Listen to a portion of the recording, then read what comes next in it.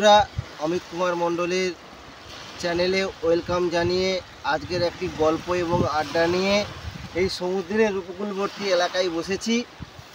এই দুপুরবেলা সূর্য মাথার ওপরে, হালকা বাতাসও রয়েছে। তো এরই মধ্যে সমুদ্রের যে কলরব সেটাও আপনাদের কানে আসছে আশা করি। তো আজকের এই দুপুরবেলা আপনাদের সঙ্গে আড্ডায় বসেছি এই কারণে যে এখন একটি সিনেমা বেশ সকলের মুখে মুখে প্রচলিত, 12 ফেল।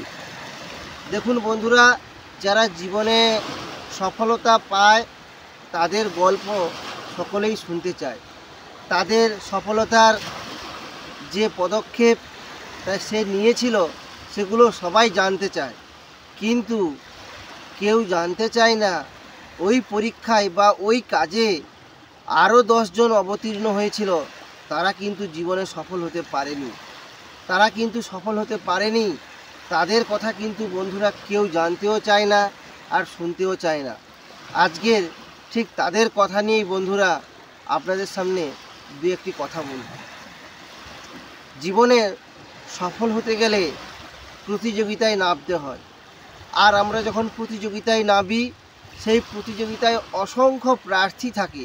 সেই প্রার্থীর মধ্যে 1 জন বা 10 জন নির্বাচিত হয়, বাকি 90 জন কিন্তু নির্বাচিত হতে পারে না।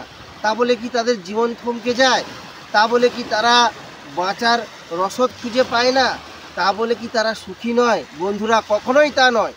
আমি সেই সমস্ত পরাজিত ব্যক্তি যারা বারবার সমাজের কাছে আঘাতপ্রাপ্ত হয়, যারা বারবার পিছিয়ে পড়ে, সেই সমস্ত মানুষের কথা আজকের বলতে চাই। বন্ধুরা, চাকরি পাওয়া, সফল হওয়া এটাই জীবন নয়। বন্ধুরা, জীবনে আসল সুখ রয়েছে কাজের মধ্যে।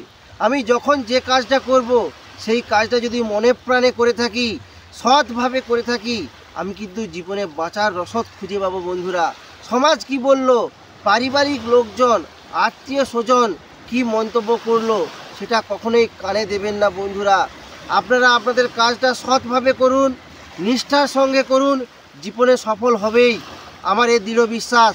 তাই বন্ধুরা, আজকের ভিডিওটি কেমন লাগলো অবশ্যই আপনারা কমেন্টে জানাবেন। Thank you.